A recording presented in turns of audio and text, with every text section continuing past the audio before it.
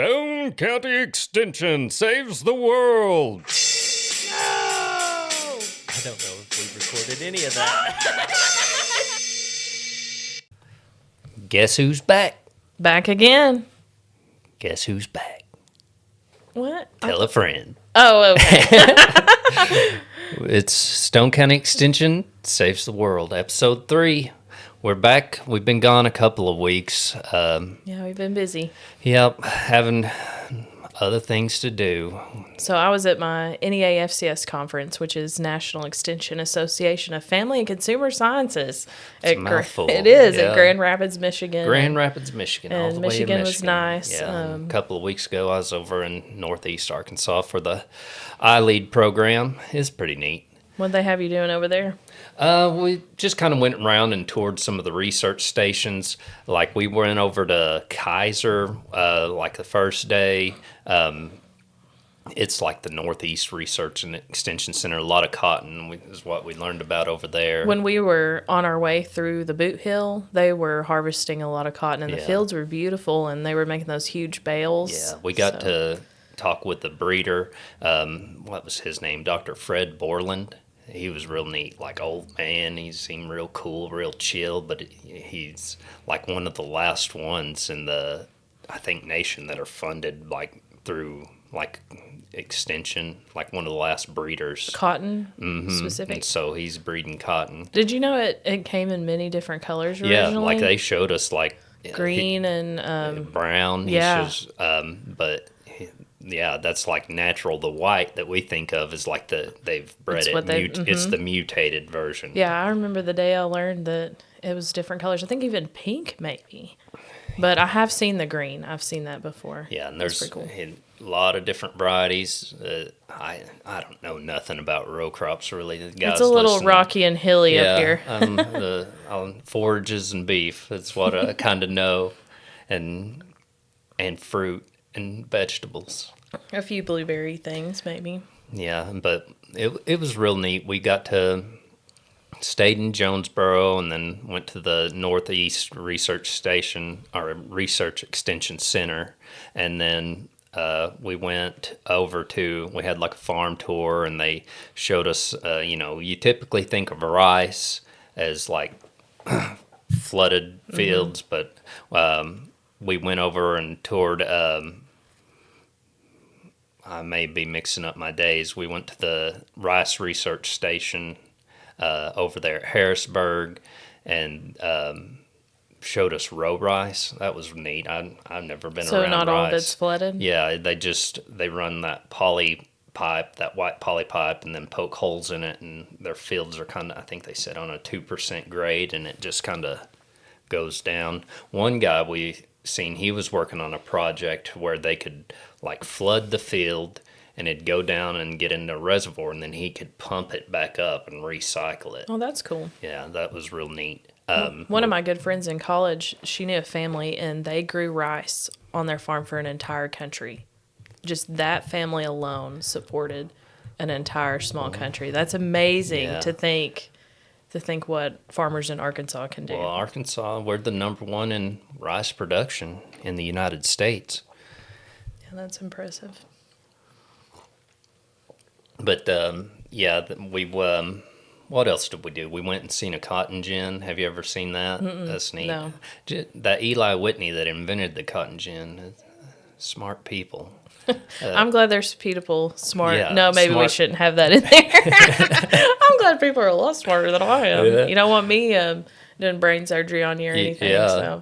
So. But went to a cotton gin, and that Dr. Fred Borland, he had like a little mini cotton gin and showed us kind of how the process, and it's like sawtooth. It's like, think of a circular saw and just like a bunch of them stacked together, and you like feed that cotton in there, and it's spinning and like separates the seed from the like the actual cotton. And then at the actual cotton gin, like they were able to separate the seed and then send the seed off and store it. Cotton seed it has a lot of different uses, but feedstuffs is one that I'm interested in. I'm sure they can seeds, whole, mill. Yeah. And then send the gin trash, like it'd be able to separate a little bit more and send all the trash out, which is also used as a feed stuff. And then it'd take the processed cotton and compress it into like a little square bale that they'd send to a warehouse. And from there, they said that it went to like where they make the thread and they refine it a little bit more and clean it and turn it into thread. But cotton stuff's neat. And That's amazing. one other thing that we learned about that I thought was crazy is like all these guys that are doing row crops, we're talking about trade wars right now and all that's going on in the world, but these guys are going in. This is what's great about farmers, that they're willing to do it. They go in knowing that they're going to take a loss, like they're not going to make any money, and yet they're still going out there and doing it. And you wonder like how they are able to do it. Yeah. And I mean, I don't know what you feel about government subsidies. Well, some people, say, oh, we're paying, farmers don't need subsidies. And other people are saying, yeah, they rely on these subsidies. But it's the way I think about it is like they're subsidized to keep it low, keep the price of stuff low. We're seeing high beef prices right now. And yeah, with the Argentina. Yeah, with Argentine thing. beef coming in, and people, we're seeing real high beef prices in the store. And yeah, farmers are getting historically high prices right now, but their margins are so thin. I don't feel like it's interesting how it affects the different areas and the different types of farmers. Whereas we're a small farm and we sell beef, and you're direct. Y'all sell direct. We do to consumer. direct to consumer, and it's more of a positive thing for us when grocery store beef prices go up. Yeah. We have a superior product, so those who can afford to buy a superior product. But as a whole, if you bought all the cuts from us at the store, it would be exponentially expensive, but it's the upfront cost sometimes of purchasing a quarter, half, or whole. But we also do pieces. Yeah. We have some inspected meat, but I think we'll come back and we can talk about that a little bit more here in a minute. But so tell us a little bit about my conference. About your conference, because we went up to Grand Rapids, Michigan, and it's from Monday to Thursday, the actual conference. And I always enjoy the sessions. It's really nice to know what agents across our nation are doing, not just our state, our nation. And they submit for awards, and they can also submit to present a program. And a few of the ones that really stuck out to me are the ones that I attended.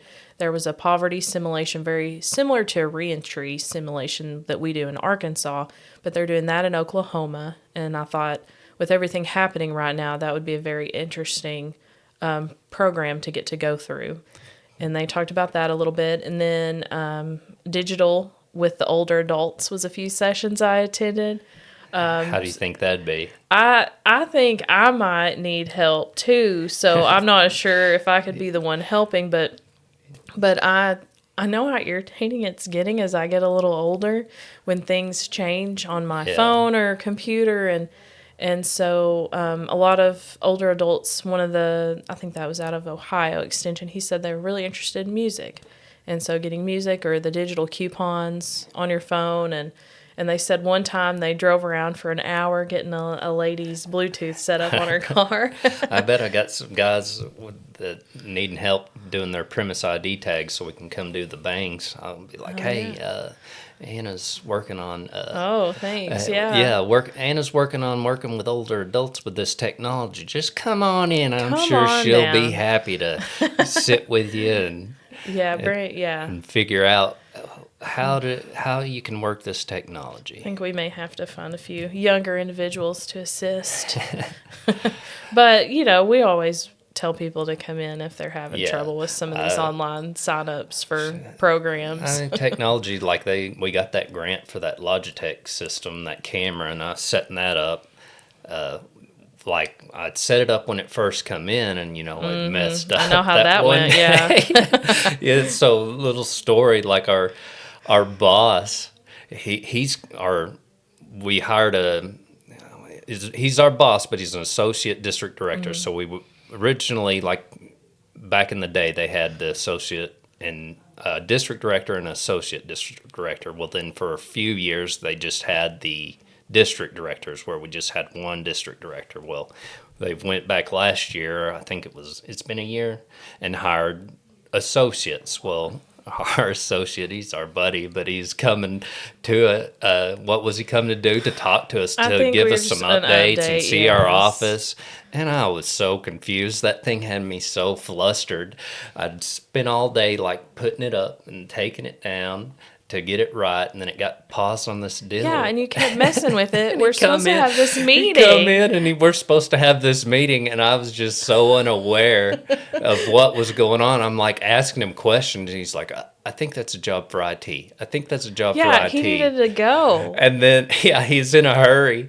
And then Anna yelled at me. Yeah. I want to tell you something. You yelled at me. Well, sometimes I bottle up my things and then it blurts out. Well, then I got under the assumption that Anna and Brad were talking about something that I didn't need to hear. Important, and he just so I left. I was like, I think I said, why don't you work on it later? Or Yeah, something like Tyler. Like, I lost all patience waiting and then for I you. left. And then I had to go in there. And then you come in there and get me. And I was like, what are you doing? What are you doing? Brad's needing to go. He's needing to talk to us. And I'm just like, daggum. Well, then last week I had to finish setting it up. Oh, yeah, I got a picture. Your dad crash out was about to ensue. I was about to have a big crash out. I have them every now and then. Yeah, don't we all? Don't we all? I think most of the time they think it's funny, but one time I think I made you mad. Yeah, I didn't think it was funny that day. I had about all the crashing out. I could do. That printer. The printer was that thing's making infamous. Me mad. Yeah. So you went to Grand Rapids, Michigan. Yeah, so, digital, help with digital technology. Family meals was one thing that come up a lot, so hoping to do something with that. And then there's another thing I'm going to talk about, but it involved cooking and 4-H'ers, and hopefully a group of us can get something going with it. That session I was in, I really liked that. And then one lady, so this one was really, I missed the first session. It was a 2-part session, and she's living on $2 a meal. $2 a meal. So she was trying to, well, it was a healthy living on $2 a meal was the main thing. And so she had tried to live off of what someone who gets assistance gets. Like SNAP benefits? I believe so. And she said the first week she did it was terrible. She felt awful. She wasn't successful. She didn't know what she was doing. And so she really put herself in their shoes and has been doing this for 2 years and living off that $2 a meal. And so it was really interesting, and yeah, it sounds like it. To live healthily off of that and what she was doing, and I appreciated her self-control and willingness to really the lights just went out. It's almost Halloween too when we're filming this, but yeah, I appreciated her. But wow, like what a tough process some of our people face. And she was in an urban setting, so a lot of us were thinking about our rural areas and, just traveling to town. And, I drive almost 30 minutes, and there's several people in the communities with that length of drive. And she was able to walk to the grocery store. But what if you don't have solid transportation? And just thinking about a lot of the barriers that are in place for lower income individuals and getting healthy foods. And so it was a good session, and I appreciate her. Anything you thinking you're going to try here? The family meals is one. And then there was some efforts with 4-H cooking clubs and some district-wide where they would meet. And then they actually went on a culinary tour. So kind of interested in exploring some versions of that, possibly with some other agents. So, but that's cool. Yeah. And then we went to an orchard, and that was fun. But what gave me great amounts of anxiety was, so I guess it costs a lot to pay people to pick. I think they said $20 an hour. I didn't go to the in-depth tour that they had, but there were bushels and bushels of apples on the ground, and some of them good. And my little heart just wanted to get a van full and take them home, but I didn't think, even if I asked, I didn't think they could make it. He sees something on the side of the road. He's like, I'm going to scarf it up. So Tori, your sister, she called your dad because we paid $24 a bag to pick our own apples. Yeah. And your dad's like, "Why would you pay?" He's to like, pick- probably like, come here, I'll pay you $10 to pick apples for me. Yeah, you can pick apples anytime in Yeah, Oni, but you can pick apples, but you're paying. yeah, which I picked my apple trees, but I only got 16 apples. So Well, they're But still the- young, aren't they? oh. Yes, they are. And one of the cool apples was a Ludacrisp apple. Ludacrisp. So I was nice and brought some back. yeah, they were but good. It was sour, like It's like not a tart. dry. Yeah, but it's sour, like a sweet sour, like a Sour Patch Kid kind It was an odd. It was really neat. It was good. You know, we don't all get to experience many different types of apples in our area, so getting to try the different ones, that was neat. And the agritourism taking place at that orchard it just blew my mind. It was amazing. There were hundreds of people there on a Monday, so I can't imagine what Saturday is like. But it was 5 generation, and I think town had kind of grew to it, so that actually probably benefited it in ways. So that was cool. I love that. If you had a farm close to a city, large city. agritourism, there's a lot of people interested in coming, at least seeing, figure out. I say one day when I grow up, I'll have a pumpkin patch. Pumpkin patch. And my husband's family, they used to make molasses, so we've talked about that several times, how cool that would be, to be able to do that and bring people and have an event. Didn't you also get cursed in Grand Rapids? Yeah, not cussed, but cursed. Yeah. So we were going into this restaurant, and this one gal, I guess, asked the girls in front of me for $1, and they just said no, because really we don't carry much cash, honestly. Even though we traveled, like, I had no cash. And she said, "I hope you enjoy your last night on this earth." Oh. And then she started in a whole string of things. It sounded really scary. And I wish that, and we just kind of scurried in. And I wished I'd have said, "Oh, thank you. We just got here. I appreciate that." You're so sweet. But I'm not witty. I think of everything later. Yeah. But You haven't yeah, been that deer was hunting interesting. yet? No, I haven't. So I've only shot a muzzleloader one time, and it was the first time I killed a buck. And I went with Larry. He was Larry the Cable Guy at the time. Yeah, you went with Larry the Cable I Guy. went with Larry the Cable Guy, and That's a different, not yeah, this is the real Yeah. Larry the Cable Guy. name's Larry. And he was a cable guy he's a for cable guy. many years. And so went with Larry, and we were in the blind and on my mom's place, and this buggy just come out of nowhere, and he was facing, and I'd never shot a muzzleloader. And normally if you shoot a living thing, you don't feel it. Yeah, Well, your adrenaline's so pumped up. Yeah, no. I felt like I got kicked by a mule. I don't know if I wasn't holding it full to my shoulder, and there was so much smoke. I don't even know what happened. Yeah. And I just sat back like, nursing my shoulder. I was like, oh gosh. But thankfully, he didn't go far, and so that was Put a good hit on him. Put a good hit on him. He broke off a tine, running away, he ran into a tree. How big was he? He wasn't very big. I don't know what. Good I first don't even buck, remember.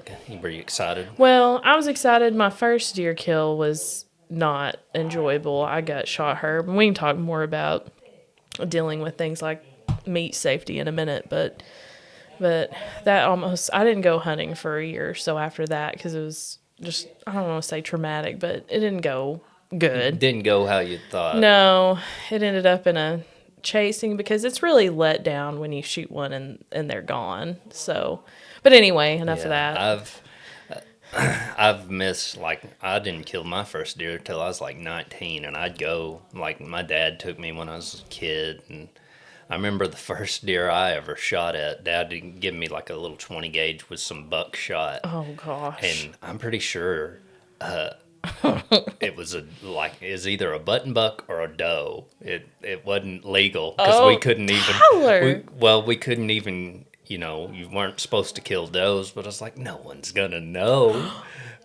But I didn't get her. Like I'm like maybe 11 thinking, years old. I can't believe you're telling this. No, like so it's like the first deer I'd ever seen. My dad. This was back in the day, and Dad just like, sit here and I'll come get you. Good luck. Good luck, and don't go walking. Well, she kind of walked by me and then walked around a tree and got behind all this brush. Like, and all I could see was her head. And Dad had told me to, like, shoot for right here. And I was like, maybe it'll go through the brush. And I just tried to shoot through the brush. And she just went off. I'm glad. I missed. I'm glad you And then- missed. That's a terrible shot. And then one year, I remember, like, I was like his muzzleloading season, and I had on a purple Shaquille O'Neal jersey, and then I put on my blaze orange, and I got my dad's muzzleloader, and I walked all the way up onto the mountain. I'm like maybe 13, 14. A purple Shaquille O'Neal jersey. Yeah. Yeah. Well, and my you were blaze orange. easy to see. Yeah. Well, I got up there and just kind of went and sat down, and this little old forked horn, he would have been legal. He walked by, and I got so nervous. Oh, did you get the jitters? Shot and missed him, and I missed my first few times. But Did you really? I didn't know that. yeah, I didn't kill one till I was 19. Like, Oh well, I was like upper 20s. When I went to I didn't make it. I didn't get grandfathered in, and I went to the education, and I was the only person there over like 10 to learn. So here I am. Thankfully, Brandon went with me, but I think I made a 98 or 100 on it, and I beat him, and I was really proud of myself. But brag where you can brag. yeah, I gotta. Yeah, this is my moment, Yeah. and I scored really high on that exam. But yeah, this last year though, I went hunting by myself for the first time ever. And it's like I had an afternoon, and Brandon told me if I walk up, and I've never really done much walking. I've done a lot of blinds. I don't like being up in a tree. I'm a little scaredy. And then I don't like to walk around. That just feels weird. But anyway, so I did. I walked up along the field behind my house, and kind of went around hay bales and tried to kind of stalk through there. And then I went to cut through onto our lease property, but there had been a lot of trees logged, and I blew a bunch of deer out of there. And I was like, well, great. Yeah. And so I thought, well, I'm just going to enjoy my afternoon. So I slipped through there, and I found a really pretty tree, and I was like, well, I'm going to hang out here. And it was getting towards the end of shooting hours, and I had my new gun, which that's key. Actually, I stole it from Brandon, really, but Yeah. it had such a nice trigger. I'm real bad to apparently jerk when I shoot a rifle. Tensing up, expecting the kick, or I don't know what it is. When I pull the trigger, I think I yank or something. Like I get too excited.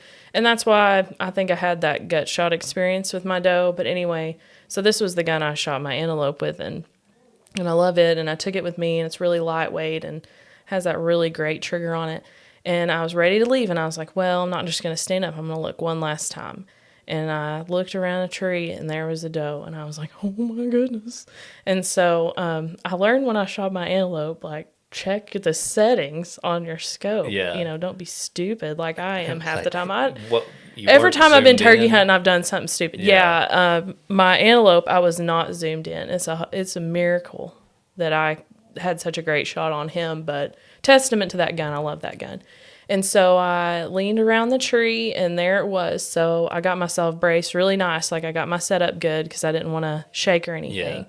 And when I pulled the trigger, that thing hit the ground, and I was like, oh man, I've never had one do that before. And that was a really exciting moment. It is. I don't think people understand it. Oh, You know, man. we respect animals, and Oh, yeah. we're going to eat these animals, but it's like this. Well, this animal it's a takes the feeling least that- amount of resources. This Yeah. is a wild animal that lives off of what's just growing out in nature, or our garden. It kind of, they can get into that, and so I did that, and I called Brandon. I was like, well, what do I do now? So he made me field dress it, and so that kind of leads me into a little bit what I wanted to talk about today is safe.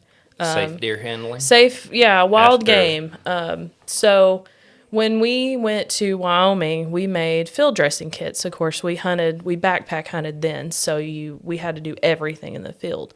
But even if you're around here, I really don't want a parasite. I don't know about you. Yeah. You may have one already. I don't know, but Me and my tapeworm. you and your tapeworm. Yeah. But you don't really want trichinosis, and it is around here. So if you're killing wild hogs or deer, Yeah. any wild game, Bear. yes. And so So bring your gloves with you. So make a nice little pack. Put a few pairs of gloves in there. Get you some alcohol wipes or alcohol spray to clean your knife. So when I had gut shot that doe, you're really exposing your knife to the contents of that bow. Yeah. So you're most likely not bringing two skinning knife. You know what I'm saying? You're getting doo-doo on your knife. Yeah, Think about that. You're getting doo-doo, so parasites and bacteria. And so cleaning or field dressing a deer, it does take some strength and some maneuvering. So, but I got it done with a lot of assistance or, verbal assistance. And so, but you don't want the parasite trichinella, so trichinosis. So wear your gloves, bring your alcohol wipes. So you're cleaning your knife. So say you're field dressing it, you're going to clean your knife multiple times. Like you're getting you're cutting around the anus, you're getting the butt out, those kind of things. Like we want to try to keep ourselves from those parasites. Yeah, and you probably don't, I don't think about it. I bought some gloves and then I forget them at home. I know some think about it more with hogs. Yeah, in my hunting ability. You didn't think you'd even have anything. But a lot of people are thinking about it more with wild hogs, but, deer too. And so once you've field dressed them, you really want to get that meat below 40 as soon as you can. Like, this is a race. This isn't let's poke around and do this. We need to cool that animal down quickly. Yeah. And so in our part of Arkansas, a lot of times it's just not cool enough to do that by hanging outside. Yeah, we're late October, and it's a little cooler now, but it's still. It's been 80 degrees, 90 degrees all October except for this week, and then it's probably going to warm up again and going into November for a little bit. There's usually always a hot week in November, but in addition to that, so you've cleaned it or you field dressed it, and then you're going to be breaking it down, and you try to get it below that 40 as fast as you can, and so. We typically put ours on ice, water bath, or however you choose to do it. Get them down. Father-in-law, he'd fill up 2-liter water or 2-liter soda bottles with water, freeze them, and then throw them in his chest. Okay. That because I've heard you don't want to get that meat wet. I don't know. I think that's where you're getting into a lot of personal preference, because we'll soak ours with salt water, whereas I hear other people say, why on earth would you do that?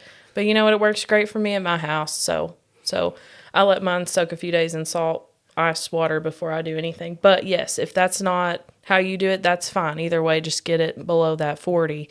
Or if you're taking it to facility, they're going to hang it in refrigeration. But so after that, you're really not done with the stuff you have to do for safety. So that parasite your meat needs to be frozen for at least 30 days at 0 degrees to kill out that parasite. So, if you are, and this is really going to come into play. So if you're baking it, you're going to be getting it at high temps that are going to be safe. Yeah. But if you're making jerky, this is where that's an important step. Yeah. So we don't want to have that parasite still living. Good deer jerky. That's probably the best jerky. Somebody that can. I love making deer jerky. Or my mother-in-law makes skid smoked sausage, and Brandon's made some summer sausage style. So then you've done your 30 days at 0 degrees. So that's important. So we're killing that parasite. But then if you're making jerky, you're typically not getting above 140 degrees Fahrenheit. So when I've made jerky, I thankfully have a dehydrator that I can set the temp. Mm-hmm. But some of these smaller ones, they don't really have a temp set. But mine doesn't go above 145. And so it takes 160 degrees to kill bacteria. So that don't add up. So that doesn't work out. So what you can do is, so you've already dehydrated your strips how you want them. If they started out a 1/4 inch thick or less, you can put them in the oven preheated to 275 and put them in there for 10 minutes. Or if they're thick enough that you can get an accurate internal temp, you want to get them to at least 160. And I think a lot of people have no idea about that. Yeah. And I'm not into having a parasite or some kind of bad bacteria. And so there's a lot of steps to help keep yourself safer. And, flies come into play in this part of the world because, like we were talking, the temps just aren't as low. Yeah. And so when we were out and we backpacked out, we had to do different set of game bags and things to try to protect our meat as fast as possible from the flies. And so that's something to consider too, depending on what type of hunting you're doing. But Get you the gloves, get you the alcohol wipes, freeze your meat, and get it to 160 when you make jerky. So that's my safety tips. Well, tell us about this antelope you killed. I want to hear about it. Okay, so this is my one big hunting story. I don't have any more, so this is all I got. So a few years ago, my spouse has been out hunting antelope in Wyoming a few times, and I was like, I want to go. And so I don't think he thought I was serious at first, but I was. And so he got me the nice pack, and we'd practice walking with that in my shoes. And then that's when I took possession of the gun, and I popped a milk jug at 400 yards. And I was like, I'm ready. Take me to Wyoming. So at the time, it was really hard to get whatever cartridge I had. So I had 2 shots basically to sight my gun in. That was it. And so that I had enough heading out. So we hunted the crazy woman herd of antelope or pronghorn in Wyoming. And I had been watching the only hunting show I liked was pretty famous right before I went, so I was getting all jacked up. And he explained how to find antelope sheds, and if I hadn't watched that, I wouldn't have known. Yeah. They look like wood, splintered wood. Well, so our first day, we hunted only public land, so we had to pack in everything. We were walking everything. And How far did you walk? The first day, this property, we did 7 miles. And so part of Wyoming is flat, but not this part. And it's very visually misleading because the depth perception out there is very thrown off. And you can be looking at thousands of acres, whereas in our part of Stone County, you're not going to be looking at thousands of acres. And so if you've ever hunted public land, I got my first taste of the frustration kind of. Yeah. Because we were going in and we seen one, so we're starting to work our way. And antelope, they can see very well. So if they see you, you're done. Yeah. And so you have to really watch that visual. And we were stalking, and then someone else was in front of us stalking. So we were nice, and we backed off and headed. And then the next one we started stalking, someone else was ahead. And so 7 miles, and that was just the first half of my day. So that wasn't even my second half of the day. So that was just one public land piece that we were on. And so all my equipment was performing well and everything. And we saw a lot of does, but it's first day, and we had a tag we could do buck or doe. And so we met up with our buddies, and we were hunting another piece of property, and it was like a plateau. So the elevation went up a few hundred yards going up it, and then it was flat on the top. And so we split up, and then we met back around on the outer edge.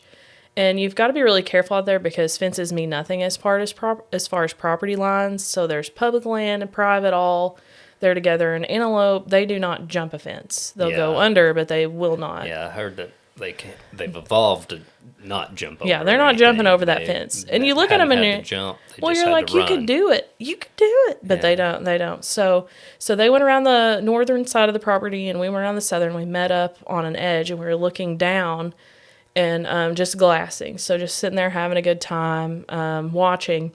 And then Brandon saw a buck. And so there was this ravine, and it had green grass in the bottom of it. So I guess that's why they were there. And it was late enough in the evening. It's like, I've walked like 8 miles. Do I have time to get down there? And so we decided that we'd let them bed down for the night. We hoped. Yeah. Because I don't know if deer around here, I don't know if they're going to stay there all night. Yeah. But thankfully, we went back the next morning. We got there first. It's nothing. You got to be the first person there.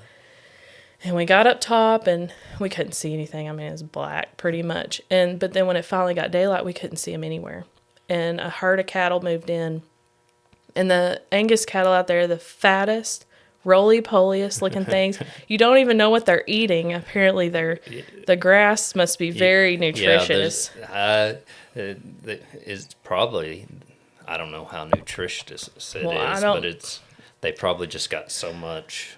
They had, I forgot how many acres that they were running on public land. I guess, you pay Is or it however. BLM? We weren't on, that was not BLM, that was state. We never had any luck on BLM. We saw a few here and there, but they're real savvy over on that BLM land. But we thought, we didn't see them. So we thought maybe they're in that ravine.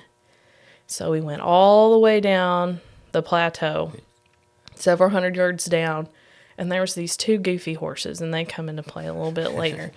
And then so we slinked around to the back of that ravine, and we walked the ravine. Just every corner we'd watch and check. So we were really slow moving. And then we blew all the cows out of there. And then so we crawled. And so there's cactus that aren't big. Yeah. There's little tiny cactuses everywhere. And so we crawled up on these with all these cactuses, and there he was. So I had to crawl, I forgot how far, like flat. Yeah. To get to where Did you I belly could crawl? get. I belly crawled, I couldn't even, I just could not lift up, or he could have seen me. Yeah. And so I belly crawled, I forgot how far, and then Brandon was behind me a little bit. And he was, at the time, 275 when I first saw him. Yeah. And then, I don't know if I had to, we brought these nice little bipods, but I can't remember. You know, in the moment, you don't know. Well, this is where I was an idiot, because I usually do something stupid when I'm hunting. So my scope should have been up to like 15, and it was on an 8. It wasn't zoomed in. It was not zoomed in. You're looking at a little Hardly tiny at critter all. in And so I adjusted for my yardage. Thankfully, the wind wasn't going to be a factor that day. And he kept moving. And I was like, oh. So he's getting about like 300 yards. And then Brandon's like, you ready? And so he made a noise, and he stopped. And I shot. And I first thought he was going to take off. Like, I thought I had a bad shot because of the way he just went. They're the fastest land mammal in the nation. Yeah. And so he just went, but then he didn't go far, and he fell over. And I could have cried. I was just the relief of it. And then, but that's when more things kind of happen, like the work gets started. Because like I said, we packed in, and it feels really cool to do that kind of hunt. And so we're going over there, and those two goofy horses are like, hello, we're here to help. And so they run up, and I like horses, but they kind of scare me. Yeah. And so they run up, and they wanted to help us with it. So I guess that's what they must do, is help carry calves. And so they just leave their horses in with the herd. And so they were good buddies, but sadly, if we could have had them pack him out for us, we would have. Just put this over you. So we took our photos, and then we had to get going because it was starting to warm up, because it was kind of warm that day. And we took black trash bags and cut them in half and laid them out. So as we were taking our meat off the bone, we were putting it in our dry bags to protect from flies. And then all of a sudden I heard like this chortling, and then it got louder and louder, and it was some of those grouse. I never could see them. What'd it sound like? I can't. I can't do it. No, I can't. They're like, I don't know. No, it was like if a turkey and a chicken had a baby. That was the noise that these grouse were making. And it sounded, there could have been 30 of them. There could have been 5 of them. Yeah. But, you never see them. And that was really cool to hear them, moving through.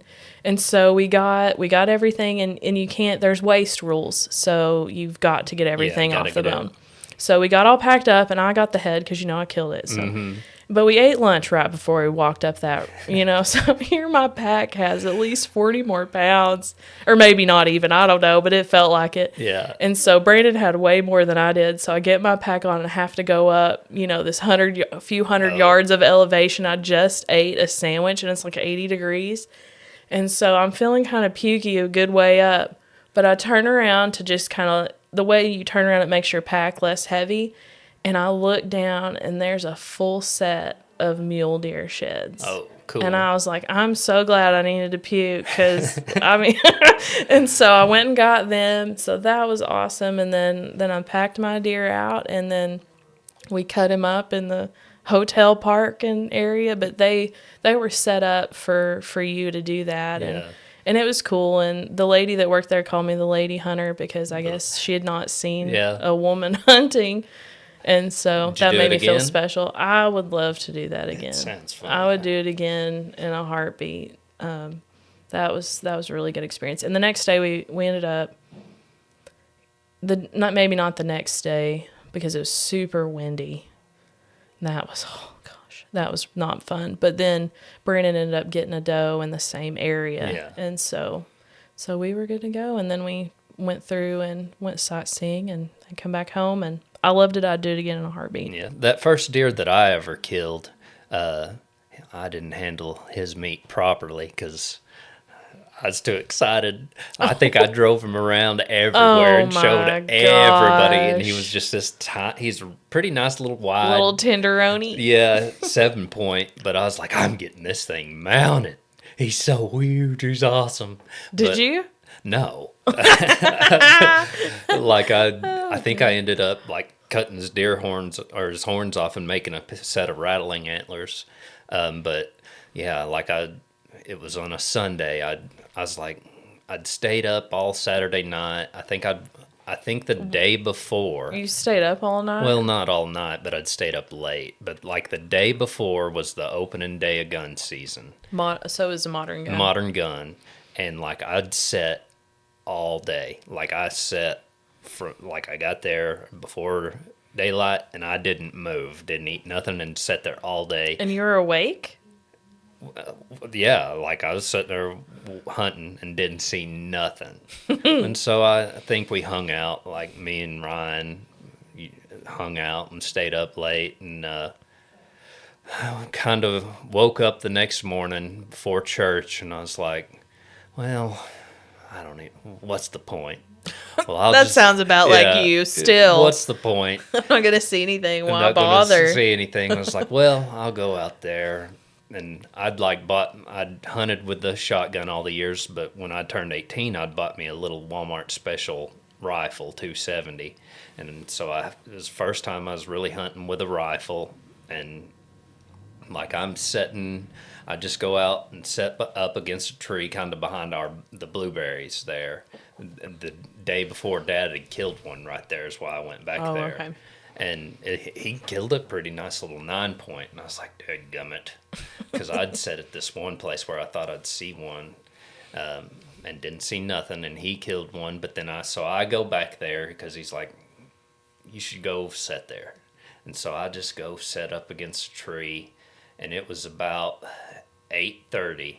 Like I'm just kind of sitting there. And I hear, shh, shh, shh. And I kind of look, and there's a buck coming right behind Oh, it wasn't me. a squirrel? I just knew it was a big old squirrel. It was a buck, and I kind of just stood up on the tree and turned around and hit him. And he hit the ground, and I'm like, woo!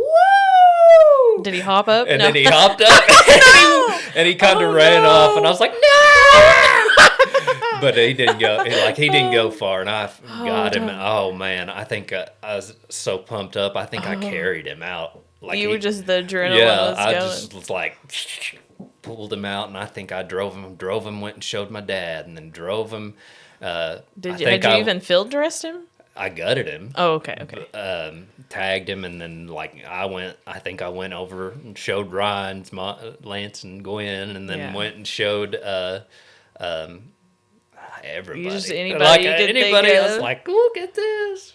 And I think I might have a picture. We'll post some pictures of her. You got any of your Oh, antelope? yeah. I got mine mounted. He's on my wall. I'm proud as a peacock about that thing. But I finally got him and got the meat. Yeah, I remember someone related to you hanging up one. It was like 60 degrees and flies on it. Yeah, I remember. You not remember that? Yeah, I remember that. Didn't eat any of that. No. How can you preserve deer meat? So, Larry the cable guy called me, speaking of him. He called me this week asking about pressure canners. So, a lot of people love raw packed pressure canned deer meat. And so, when you raw pack, it's just meat. You're not having to worry about juices or searing or anything like that. So, you have to follow the recommendations, of course. Not everything's the same, but you want all your deer pieces the same size, and you're going to pack that jar into the 1-inch headspace at about half teaspoon of salt or a teaspoon for a quart, like if you had a quart jar. And then one of the individuals that have come to some of my canning classes before, she likes to add a bay leaf. So it depends on if you like that flavor or not. And then you can it. And so the reason he had called me was wondering how much water to have in your pressure canners. So make sure that you're reading up on your guidelines. There's a lot of really bad information about canning. So go to the National Center of Home Food Preservation. So Easy to Preserve book we sell here at the office, or just call me. And so 2 to 3 inches of water in the bottom of your of your canner. And cold canning is not a thing. You want it a little warmed up, but not too hot if you're putting in raw pack meat. Yeah, you've done some like meat canning classes. We did, and so we did a raw pack class one time, and the amount of meat it took, it was over $100 for beef. So that's probably why most people are just doing it with deer. But so when you've canned it like that, you can just heat it back up and pour it over rice or mashed potatoes or something like that. Is there any way you could like mess it up? Well, I'm sure if you canned it wrong, yeah. So follow those proper procedures. Have the correct head space, the correct amount of time. Know your elevation. What would it be like? What would be happening to you if you did can it Well, wrong? so if you didn't can it correctly, you could get bacteria. You could get botulism, which is a very bad way to die. So that's You can have a few interesting things happen, but I mean, if you follow the procedures, you're good to go. Follow the procedures, you'd be good to go. Yeah, but that would be a great way to preserve your deer meat, especially if you're trying to be more sustainable. And so, when we've done some of the meat pressure canning classes, a lot of men are usually who are hunters of all kinds. How long would it be good for? We just recommend a year for all canned goods. All canned goods a year. Which you want it. You're gonna want it gone before your next season. And that's how I feel about, anything in my freezer, deer meat and everything. And so if we're getting it at the end of the season and we still have some random things, that's a great time for summer sausage or something. But I like my deer meat grilled. It's usually what I like. So fried's always good too, but we usually grill it. Yeah. What's your favorite way for deer meat? I like to do the soak it in the Thousand Island dressing in like Moores or Dales, and then do the stuffed. The pockets? Yeah, and make the little pockets. With the cream cheese and jalapenos. I like that. Yeah, that's good too. And then we'll do a lot of ground and just you can do it in like tacos mostly because that's what you can't tell the difference. Yeah. And it's a lean meat, and so if you're wanting to go more the lean route and that kind of thing, then deer's a great option. And we got a lot of public land here for you to review regulations and go out yourself and see what you can do. But so a pretty hot topic lately has been beef. You've been hearing a lot on the news and the cattle and what's going on with that. Yeah, so I'm not an economist, but I know some. And so we got to think of it like this. So I'll try to explain it simple it down for me, please. Explain it to me like I'm 5. 10. Yeah. So it's a supply and demand. So beef cattle, here in Arkansas, we've got several different types. We've got guys that do cow calves. We got guys that do backgrounding or stockers. Don't have like feedlots here. If you've ever drove through Kansas, and they're all going to be out there in the Texas, Kansas area for feedlots. But a lot of guys do cow calves, and when they sell them, they're selling by the pound. And right now we're at like historically low cattle inventories, like due to the droughts the past several years all over, like in Texas, all over. In the fall. Yeah, we've had several droughts here in the fall. What do you do during a drought? You've got cattle, there's a drought, there's no grass. Well, once the grass runs out, then you've got to start feeding them. Well, you're spending money to feed them. So what do they got to do with them? They've got to sell them. And so over the past few years, prices have kind of come up. Back in 2014, we had a good run. I think prices were like mid $2, $2.50, I think, maybe a little higher. But I don't think it got above $3 then. I don't think so. But this summer, several things happened, over the past year, several things happened. One, they found that New World screwworm over there. It's come up from South America into into Mexico, and not New Mexico, but into Mexico, and they found it, it kind of slowly moving up. And so they shut down importing beef from Mexico, and so that made, the That alone demand affected stayed it. the same. You think about going to the store and buying beef. We still like to have steaks, still like to have hamburgers as consumers, and we're willing to pay a certain price. I don't know how much people are willing to pay right now, but that's kind of what's happened is prices in the stores have gone up. Yes, farmers are seeing an increase in what they're receiving, but again, they're only getting right now $3.30 a pound for what we've got guys doing. They're cow calves, which means they've got the mama cows and they're having calves hit the ground.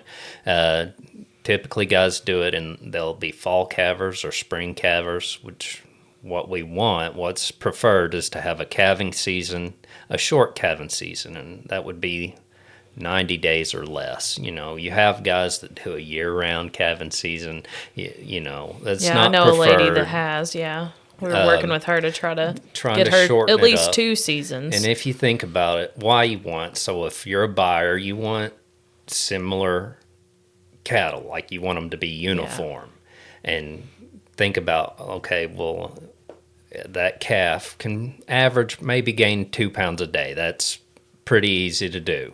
If you're providing adequate nutrition to its mom and it's, nursing on the mom, 2 pounds of gain a day. Well, we have if we have a 100-day calving season, this is what I say to a lot of my guys, try and convince them to shorten it up. So that calf born on the first day, he's going to gain 2 pounds a day. The calf born on the last day, 100 pounds, that calf's going to be 200 pounds heavier. When you're going, and how you do it, you wean them all at the same time, typically. You're not going to say, well, he was born 100 days later, so I'm going to leave him on the mom for 100 more days. No, we're typically weaning at the same time, and once they wean, that's when guys, send them to the cell, typically. Some guys will keep them up and feed them to get a little bit heavier weight.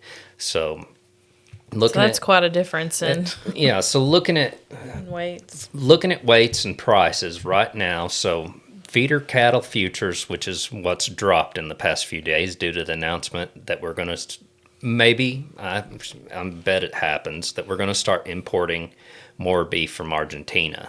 The reason they say is because they say that our product is high quality. Like, we're producing a lot of cattle that have good marbling, producing choice quality steaks, or even into prime steaks, but we don't have a lot of burger meat. So they're wanting to import from Argentina to kind of make it, to increase the inventory because the demand's so high, to lower prices.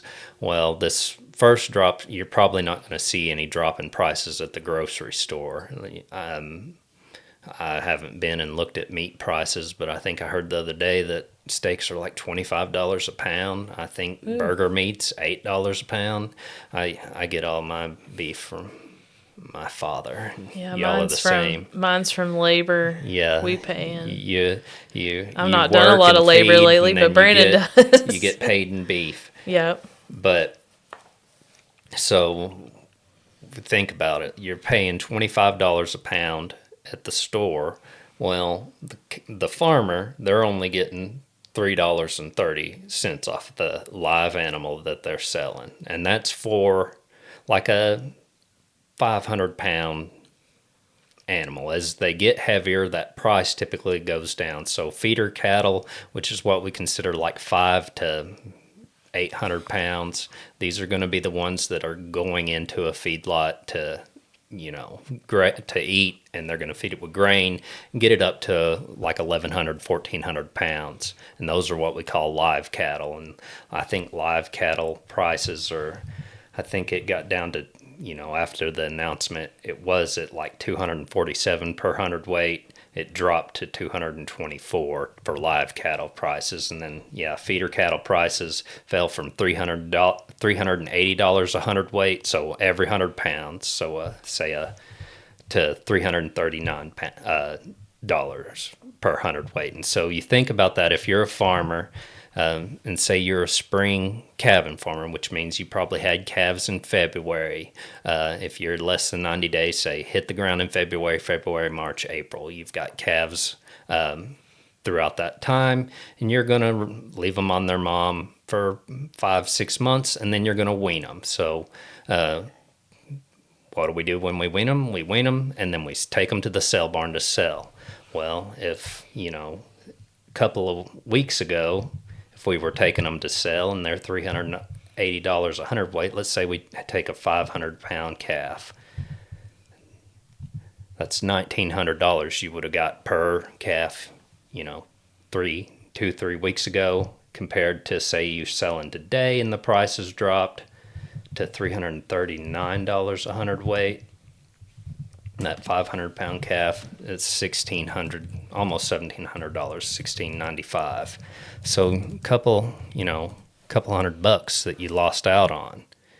And think about, you think, oh, well, that, what's a couple $100? Well, let's say I had 100 mama cows, 100% calf crop, and got 100 calves. What's that over? It's 30,000. Yeah. Yeah. That's a big difference. That's a big difference. And farmers' costs are so razor thin. So my dad, he does backgrounding or stockers. And right now he's kind of waiting. So he'll buy calves anywhere from like 300 to 500 pounds. And then he's going to feed them and bring them up to about 700 pounds and then sell them. So right now he's not buying any because, let's say the price dropped. And so, I'm going to take a gamble and say that's as cheap as they're going to drop, and I'm going to buy them for $339. Well, then they start importing beef, and it actually drops it'll say back down to $300. Well, will I ever get that back? Because I'm going to put feed into them.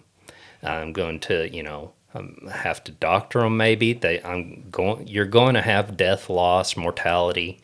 You're going to have some get sick. And they're not going to gain as well. So there's a lot of things that farmers have to deal with, and they have, cost of feed can be high. I know, like grain right now, I think's cheaper. I've seen a lot about row crops, and I mentioned earlier how going to that iLead deal and not being around row crops and seeing how, what they doing. And then one of the specialists there brought up a chart telling us about it, how they know going in that they're not going to come out to where I'm going to plant seed, fertilize, and try to grow as much yield as I can. And that's what they're even trying to do. Like, they're trying to save costs so much that they're trying to get to where they can plant a lower rate. So say I was going to seed something at 100 pounds per acre. Well, what if I can lower my count per acre by just a little bit? Can I still increase my yield enough where I'm not having as much seed cost and maybe still get a good yield?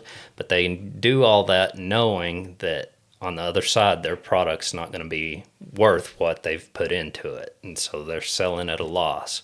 And that's pretty nerve-wracking, Yeah. It would be tough going in. Yeah. Knowing. And, it's some monies you make money, and then maybe some years you lose money. But you get a couple of these several years where you've lost money. And I know, mentioned subsidies, some people are for it, some people are against it. But you think about free markets and think about keeping stuff cheap. That's how they do it, is they subsidize these farmers to kind of control, how much the price is going to be. How much the price is going to be, to kind of keep it to where it's a little cheaper. And so if you're against government giving farmers subsidies, well, are you willing to maybe pay a little bit more? Think about cotton. What do we use cotton for? I think you're wearing some. Yeah. I already think like a $50 shirt's pretty expensive, and think about that going up. That's and again, it's the farmer's not seeing that. That's more of they're not getting the final price. Yeah, we're paying $50 for a shirt, but farmer's not getting that. Mentioned going to the cotton and the doctor there, the specialist, the breeder, he was telling us, he showed us a graph about like 1970 prices, and then prices went up. The price of cotton per pound is the same today, 2025, as it was 1970s. Really? Yeah, same price, like 62 cents a pound. Wow. And Think so- how much everything's changed since Yeah. 1970. how much things have changed, how much input costs have gone up. Wow. And so, and that's what, in extension, I like to promote farmers. I'm pro, like we provide unbiased information, but I am biased towards farmers and agriculture, and Well, and we were raised, you Yeah. know, on farms. and I support Arkansas agriculture, and a lot of Arkansas agriculture is row crop over there in the Delta. Again, I don't know a whole lot about it, but I respect those guys for doing it.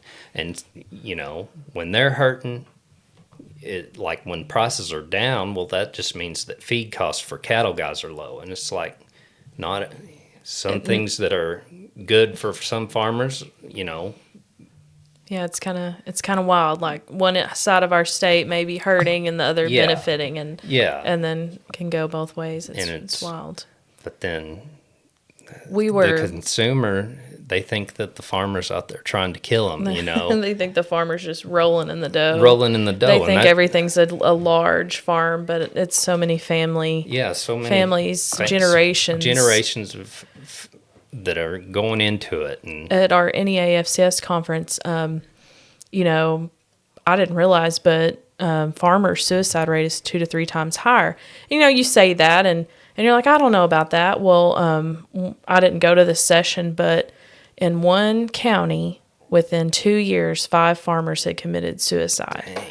And think about your county and your communities and the amount of people how big of an effect that would have. So with all of this happening, and we're talking about tariffs and bringing beef and then subsidies, and then we've got government shutdown and so much happening at one time, you really got to look out for those farmers and look for look for signs, look for seeing if they're changing and acting different, and what can we do to support our farmers' mental health also. Yeah. And I know we don't like to talk about that a lot of times, but we don't want to not talk about it and then, Yeah, lose somebody in our community who's feeling the stressors. Yeah, and so this can be real stressful because, you thinking the cattle market's really good right now, and you may say we wanted to get into it, so we're going out and buying them at these high prices. It may not, we're going to take a risk hoping they go up, but then they drop. There's risk to it and reward to it, but historically farmers they're not getting paid for the work they're doing. These guys aren't working, 40 hours a week. It's 120 hours. Like, I've always thought my dad, I was like, he's got to like doing it because And that's all he does. that's all he does. Every day, 7 days a Yeah. week, he's When a live animal's doctoring. depending on you, Yeah, then he's- you're never off work. Yeah, you're not off work, and he's feeding, working them, and Yeah, and the cow-calf guys, if you're having heifers calving, that's quite a time for you. You'll be doing you'd be late checks. I've late done checks up all 2:30 night. check before. Mm-hmm. And a black cow's hard to find in the dark, I can tell you. I've heard that if you feed them at night, they're more likely to calve. You'll during have the to ask day. my father-in-law. He was doing some sort of thing like that. I don't know how it went. We'll have to have a few years of data on that. But we talk about mental health and the stressors that farmers are under, and that all of us are under. We're all Yes. so kind of. I would say give people grace, but also Always. recognize that we're all going through it. And I'd just say it's I'm of the mind I'm pretty laid back that it's all going to work out. I'm kind of humor will get me through, or but you got to have the perspective of your value as a person, and if you're not here, everyone else suffers, and I know my family went through something, it was an accident, but our lives have not been the same, and I'd much rather have him here than not, and we try to realize that you're important and you're needed to be around, and look out for your neighbor. We're a community here. We're a small town, just look out for each other and and just try to, control what you can. You can't control everything, and, Yeah. do what you can do. That's And one thing we have to accept is, yeah, if you think you can control everything, and when things go out of whack, that's when you have a crash out. you have the dad crash. They have the dad Yeah, crash and out. if, things get a little past what you can handle, reach out to somebody. So, tomorrow's Halloween, and I remember Happy back. Halloween. Anybody Happy going Halloween. trick-or-treating? Well, I'm gonna go trick or treating, but used to when I was driving from Mountain View to New Nada or Timbo on Buddy Long Hill, Oh. there's some people that might throw Yeah, dough. so I don't, if you're here in Stone County this time of year, you want to be very careful driving down the road, because especially around New Nada to Timbo area, because I don't know if they still do it, but they used to throw dough. They like, used to. throw biscuit dough. Yeah. So let's tell the story. Which one is that? Someone's experienced one time. So I'd heard of this throwing dough, never understood it. It was what it was. But one day I was hanging out with some buddies, and they like, hey man, we're gonna go up here and we're gonna throw dough. I'd never done it. And I was like, okay, what is it? Well, what they'd do is they'd get some flour and mix it to a good consistency to where you could make a little ball, and then they'd stand up on a hill and throw it at cars as they drive by.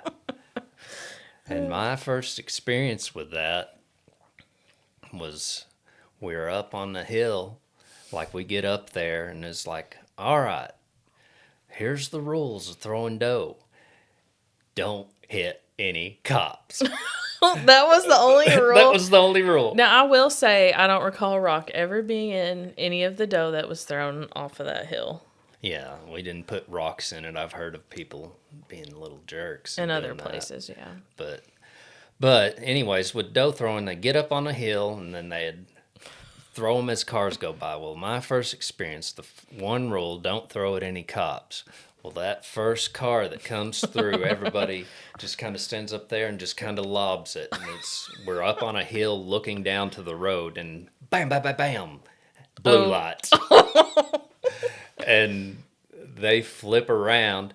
Well, I run over, we all giggly, running in through the woods, oh no. And then I remember that the cops went up on the hill and then just kind of walked through. Were your vehicles all up there? No, we'd parked our vehicle somewhere and walked up there. And so the cops come walking through with their flashlights and stuff. Well, I kind of went up and got up against a tree and just kind of pulled leaves up on me, and I was just kind of sitting up against a tree. I've not heard this. Yeah. And so I'm We're see the we're cops. teaching kids valuable information, folks. Send your kids to us. This is history. Yeah, This is. This is history. Historical. Because pretty sure, well, I won't say. But so the cops kind of walked through, and I kind of, after they left, I'm kind of sitting around there in the woods. I didn't have a cell phone or nothing. And so I'm kind of walking through the woods, and all of a sudden I see a silhouette of a guy. I didn't know who it was, if it was friend or foe. I didn't know. And so I just kind of laid down in the gravel or in the leaves there, and it's getting closer. Oh, gosh, I'm getting nervous. Getting closer. And I mean, it's right on top of me. Did you grab it? No. And then I feel a foot tap me on the head, and I jump up. And he's like, ah! And it was one of the guys, and he's like, dude, where did everybody? And he had a cell phone, and he called some of the guys we were with. They left us there, and they went back to town. Oh, isn't that the story of all your bad? Isn't that the beginning of a lot of bad stories for you? So they left y'all Yeah, there? they left me and this other guy there, and we're like, well, the cop, they left. Well, everybody comes back, and we're throwing dough again, and that's kind of, it was fun. Might have gotten into a fight Yeah, I remember that. One time we got shot at. One time, Did you actually? so we were. This was A with, gun went off. You're this not was sure with your where. spouse. Like we were up there and we were throwing dough, and this car just kind of slowed down, and we see something come out the window, and then boom. So I don't know if they were shooting at us or just But it was at least shooting a in the warning air. shot. And so we run. Yeah. My. Getting into mischief. Yeah, the fight. That's the first time you met my parents. You'd kind of got a little ground in the gravel for a minute. And, Yeah. Yep. oh, good stories. Yep. Good times. Don't fire us. Be careful out there this Yep. Halloween. Happy Halloween. Happy Halloween.